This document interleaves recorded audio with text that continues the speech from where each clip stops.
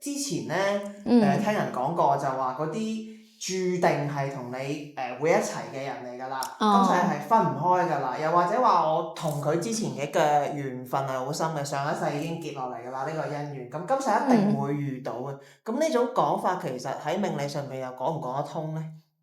咁老實講咧，你前世可能咧就已經有幾百次啦。咁如果話前世今生嘅話咧，要修到做人，其實都唔係咁容易嘅。而且人咧輪迴咗已經好多次啦，話生命之中一定會遇到某一個人。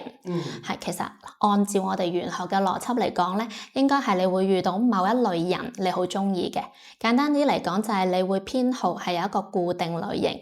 你前世令到你出世喺一個唔同嘅地方啊，文化背景唔同啊，你揀嘅類型自然都會唔同嘅。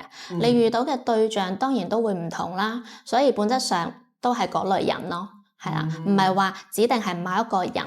咁好似你隨住你嘅人生軌跡，譬如話你出世嘅地方啊，讀緊咩學校啊，遇到啲咩人啊，做啲咩工作又遇到啲咩人啊，經過篩選之後，其實咧喺嗰一個類型入邊咧，其實都係得翻嗰幾個俾你揀，係你啱嘅，係啊。明白嘅。